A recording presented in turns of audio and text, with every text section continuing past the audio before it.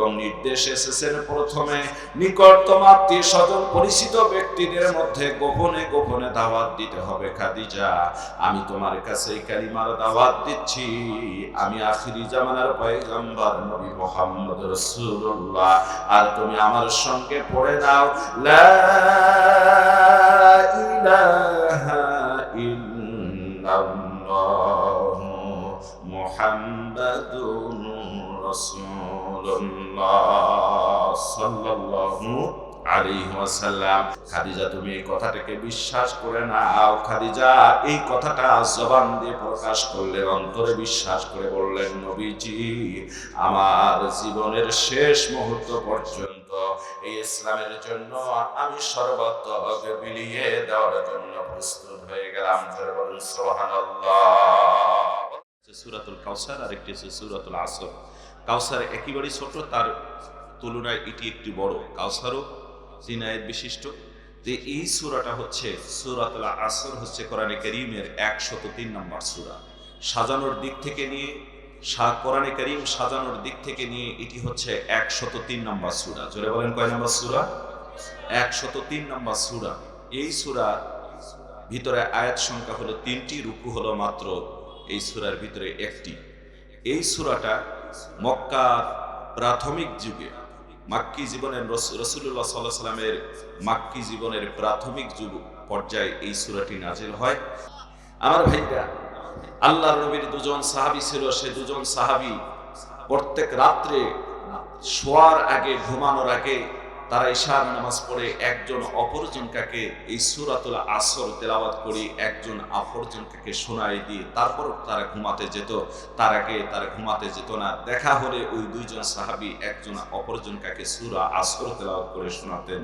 জোরে বলুন না সুবহানাল্লাহ। সূরা আসরটা এমন গুরুত্বপূর্ণ একটি সূরা। এই সূরা মনে হচ্ছে যে একটা সমুদ্রকে একটা ঝিনুকের ভিতরে আল্লাহ ঢুকাইয়ে দিয়েছে। বলুন না আল্লাহু আকবার।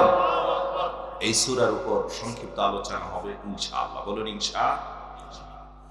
সম্মানিত ভাইরা আমার, গভীর মনোযোগ দিয়ে দেন। এই সূরার আলোচনার প্রারম্ভে আমি আপনাদেরকে বলতে চাই, আল্লাহ সুবহানাহু ওয়া তাআলা এই সূরাটা কোন প্রেক্ষাপটে নাযিল করলেন, কোন কারণে সূরাটা নাযিল হয়ে গেল, এই সূরার শানে নজুল কি ছিল, সেই শানে নজুলটা আমাদেরকে একটু সংক্ষিপ্ত আকারে জানার দরকার। শানে নজুলটা হচ্ছে এরকম, মনোযোগ দিয়ে দেন আমার ভাইরা, আমার বন্ধুগণ। আল্লাহর নবী সাল্লাল্লাহু আলাইহি ওয়াসাল্লামের উপর যখন রিসালাতের দায়িত্ব এসে গেল, নবুয়তের দায়িত্ব এসে গেল, তখন আপনার আমার নবী বিশ্ব মানবতার মুক্তির দিশারি সাইয়্যিদুল আম্বিয়া, আশরাফুল আম্বিয়া, খাতামুন নবীন, ইমামুল মুরসালিন, তিনি ভাইদের আমার আল্লাহর হাবিব সাল্লাল্লাহু আলাইহি ওয়াসাল্লাম মহিলাদের ভিতরে সর্বপ্রথম হযরতে খাদিজাতুল কুবরাকে রিসালাতের দাওয়াত দিয়েছেন, নবুয়তের দাওয়াত দিয়ে ইসলামে দীক্ষিত করার জন্য মহিলাদের ভিতরে সর্বপ্রথম খাদিজাকেই তিনি দাওয়াত দিয়ে দিয়েছেন। জোরে বলুন সুবহানাল্লাহ। খাদিজার সঙ্গে ঘর সংসার করলেন। আমার ভাইরা, আমার বন্ধুগণ, যখনই কোরআন নাযিল হয়ে গেল, আল্লাহর নবী মুহাম্মদ রাসূলুল্লাহ সাল্লাল্লাহু আলাইহি ওয়াসাল্লাম খাদিজাকে ডাক দিয়ে বললেন, খাদিজা,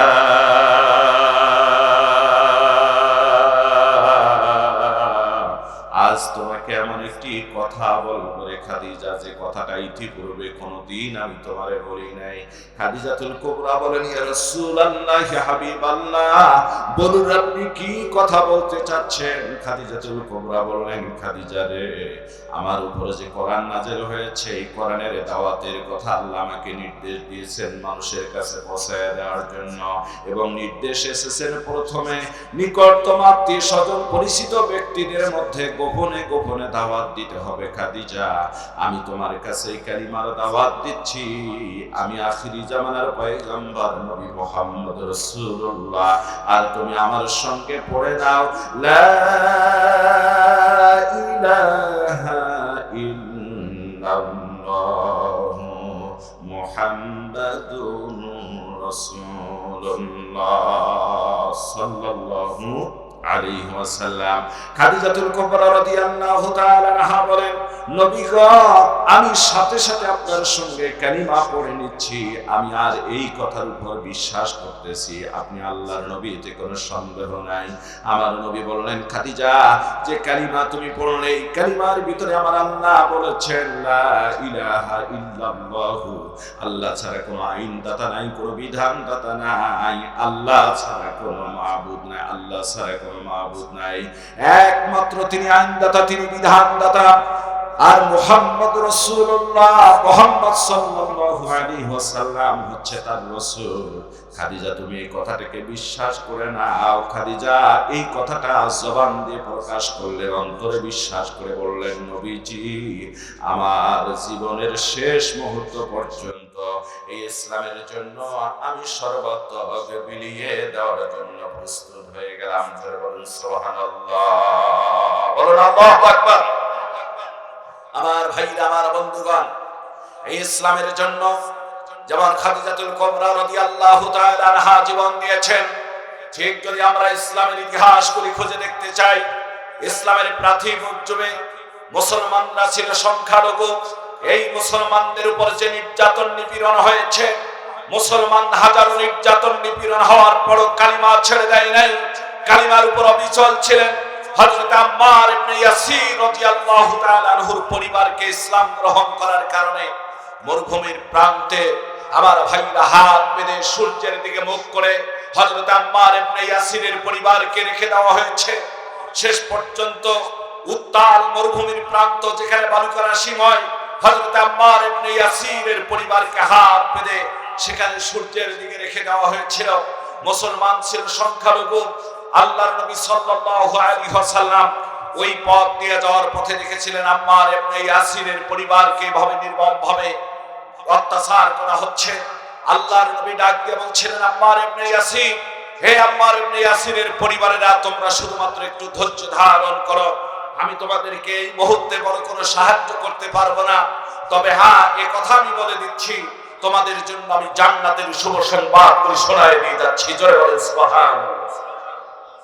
আমার ভাইরা, এই কালিমা গ্রহণ করার কারণে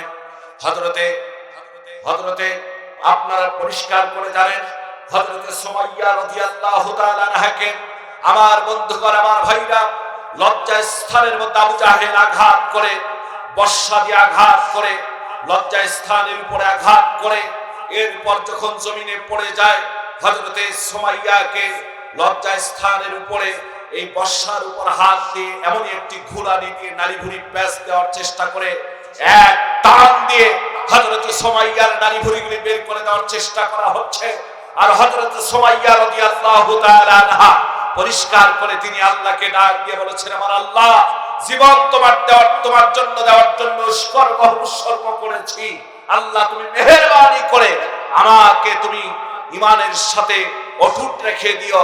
আমার ভাইরা, আমার বন্ধুগণ, হযরতে সুমাইয়া রাদিয়াল্লাহু তাআলা আনহা যখন আল্লাহর উপর অবিচল ছিলেন, আমার আল্লাহ জান্নাতের আটটা দরজা জিবরিলের মাধ্যমে খুলে দিয়ে তার সামনে ধরেছেন, হাসি মুখে জীবন দিয়েছেন, বাতিলের কাছে মাথা নত করেন নাই। জোরে বলেন সুবহানাল্লাহ।